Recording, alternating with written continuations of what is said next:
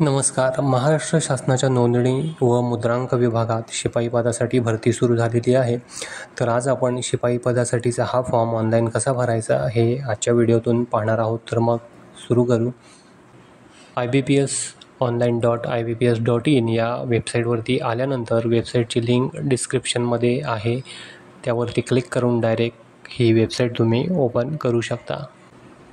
या वेबसाईटवरती आल्यानंतर आपण नवीन रजिस्ट्रेशन करणार आहे, म्हणून click here for new registration याच्यावरती क्लिक करून घ्यायचं. क्लिक केल्यानंतर याप्रमाणे समोर पेज आपल्याला दिसेल. यामध्ये पहिलं आहे फर्स्ट नेम टाईप करून घ्यायचं. नंतर त्याच्याखाली परत कन्फर्ममध्ये फर्स्ट नेम टाईप करून घ्यायचं. पुढे आहे मिडल नेम टाकायचं. परत एकदा कन्फर्म मिडल नेम टाकायचं. नंतर लास्ट नेम टाकून घ्यायचं आणि परत एकदा कन्फर्ममध्ये लास्ट नेम टाकायचं. मोबाईल नंबर टाकायचा. परत एकदा कन्फर्ममध्ये मोबाईल नंबर टाकून घ्यायचा. पेज खाली स्क्रोल करायचं. नंतर ईमेल आय डी टाकायचा. त्याच्या खाली परत एकदा कन्फर्ममध्ये ईमेल आय डी टाकायचा. पुढे आहे बाजूला दिलेला जो सिक्युरिटी कोड आहे तो बॉक्समध्ये टाकून सेव्ह आणि नेक्स्टवरती क्लिक करून घ्यायचं. मी सर्व माहिती भरतो आणि सेव्ह आणि नेक्स्टवरती क्लिक करतो. या ठिकाणी आपलं रजिस्ट्रेशन झालेलं आहे. या ठिकाणी वरती आपला रजिस्ट्रेशन नंबर आणि पासवर्ड दिसत आहे. तसंच एक मोबाईललासुद्धा मेसेज येईल.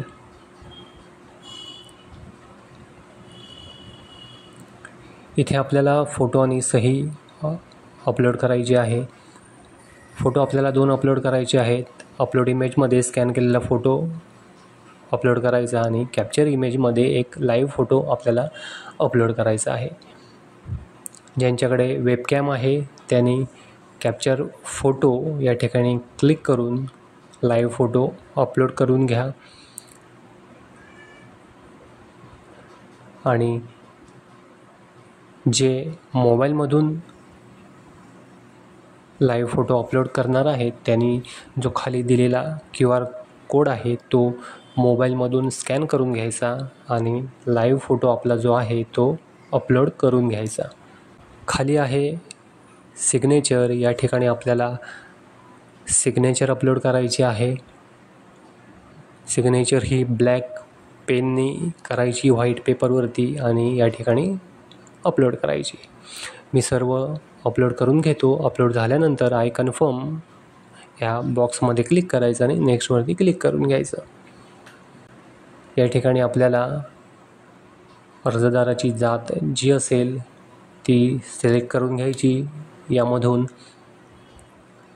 पुढे आहे कोणत्या जात प्रवर्गातून तुम्ही अर्ज करताय ती जात या ठिकाणी सिलेक्ट करायची.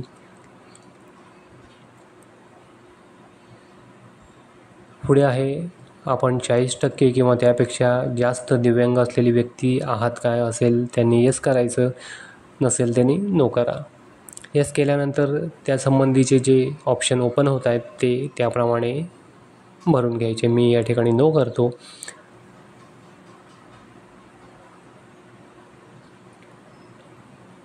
पुढे आहे अर्जदार महिला आरक्षणाअंतर्गत अर्ज करीत आहे काय.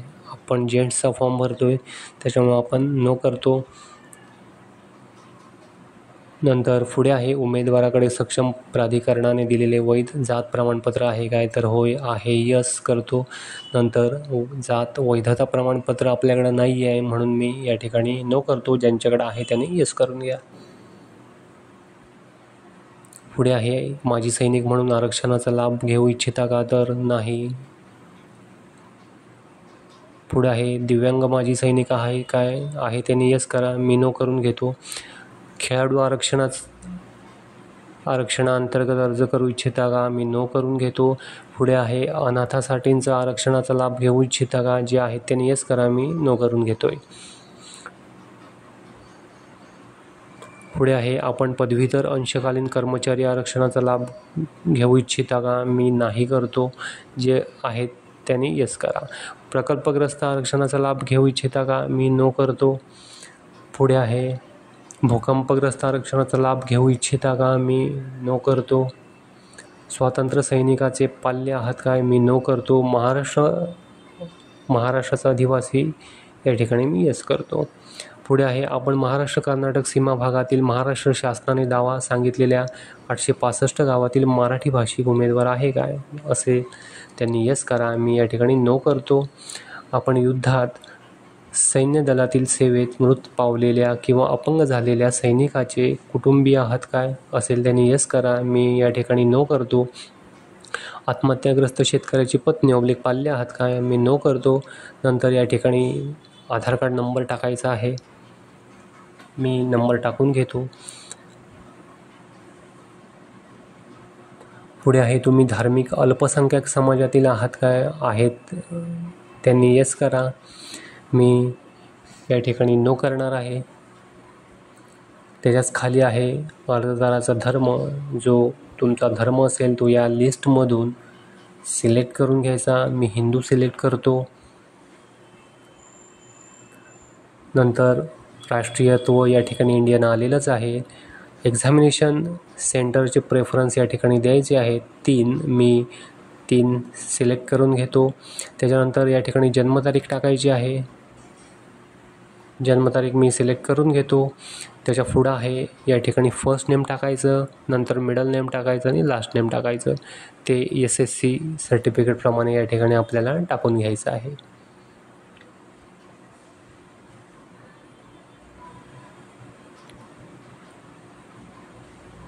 नंतर आहे जेंडर सिलेक्ट करून घ्यायचं. मेल, फिमेल, ट्रान्सजेंडर जे काय असेल ते. नंतर तुम्हाला जर जुळभावंड असेल तर त्यांनी येस करा, नसेल तर नो करा. पुढे आहे वैवाहिक स्थिती, मॅरिड, अनमॅरिड जे काय असेल ते या ठिकाणी सिलेक्ट करून घ्या. आणि वडिलांचं नाव टाईप करून घ्या. आईचं नाव टाईप करायचं. पुढे पूर्ण पत्ता या ठिकाणी टाईप करून घ्यायचा. तालुका, जिल्हा, स्टेट, पिनकोड सर्व टाईप करून झाल्यानंतर करस्पॉन्डन्स ॲड्रेस आणि परमनंट ॲड्रेस सेम असेल तर या बॉक्समध्ये क्लिक करून घ्यायचं.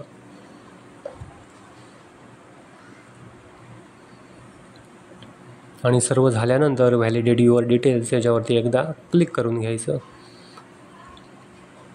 क्लिक केल्यानंतर सर्व माहिती बरोबर असेल तर व्हेरीफाय सक्सेसफुलीचा मेसेज येईल. मी ओके करतो. सेव्ह आणि नेक्स्ट करायचं.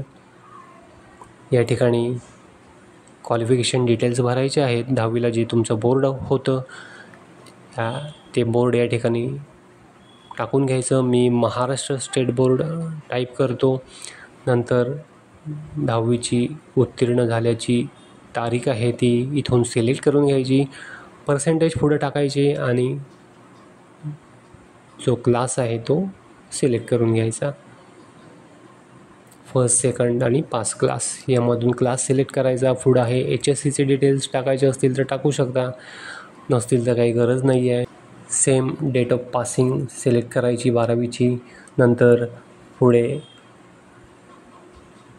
पर्सेंटेज टाकून घ्यायची आणि क्लास सिलेक्ट करून घ्यायचा. पुढे एक्सपिरियन्स, वर्क एक्सपिरियन्स जर तुम्हाला या ठिकाणी असेल तर टाकू शकता. प्रेझेंटली वर्किंग असेल तर यस करा, नसेल तर नो करा.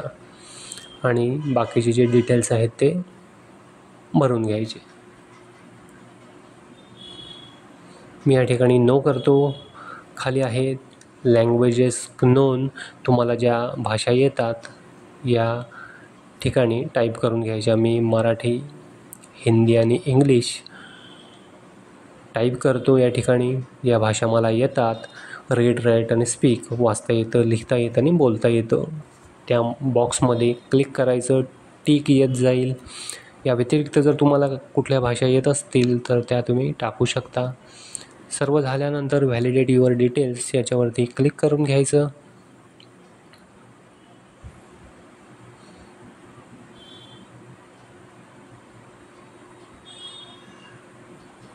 व्हेरीफाय सक्सेसफुलीचा मेसेज आलेला आहे. सर्व बरोबर आहे आपलं. मी ओके करतो आणि सेव्ह आणि नेक्स्टवरती क्लिक करून घेतो.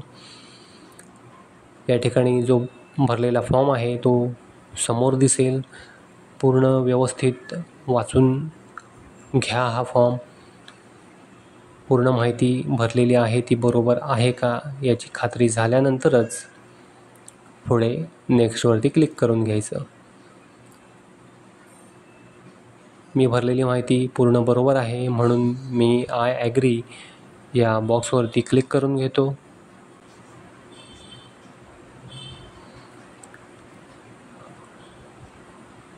आणि कंप्लीट रजिस्ट्रेशन याच्यावरती क्लिक करून घ्यायचं. मेसेज येईल तो ओके करायचा आणि कंटिन्यू यस ओके करायचं. परत या ठिकाणी 900 रुपयाचं पेमेंट करायचं आहे. बाजूचा जो सिक्युरिटी कोड आहे तो टाईप करायचा आणि सबमिटवरती क्लिक करून घ्यायचं. मेसेज येईल तो ओके करायचा. इथे आपल्याला पेमेंट करायचं आहे. क्रेडिट कार्ड, डेबिट कार्ड किंवा नेट बँकिंग वापरून तुम्ही पेमेंट करू शकता. मी QR कोडवरती क्लिक करतो. त्याच्यानंतर मेक पेमेंटवरती क्लिक करून घ्यायचं. पुढे अमाऊंट आलेली आहे 900 रुपये. प्रोसीड विथ पेमेंट याच्यावरती मी क्लिक करून घेतो. त्याच्यानंतर जो QR आहे त्याच्यावरती क्लिक करायचं आणि मोबाईलमधून कुठल्याही UPI ॲपमधून हा QR कोड स्कॅन करून घ्यायचा आणि पेमेंट करायचं. पेमेंट झाल्यानंतर पेमेंटची स्लिप जनरेट होईल. त्या स्लिपची प्रिंट काढून ठेवायची आणि लॉग इन करून फॉर्मची प्रिंट काढून ठेवायची. तर या व्हिडिओमध्ये इतकंच होतं. आशा करतो व्हिडिओ समजला असेल. व्हिडिओ समजला असेल तर व्हिडिओला लाईक करा, शेअर करा आणि आपल्या चॅनलला सबस्क्राईब करा. धन्यवाद.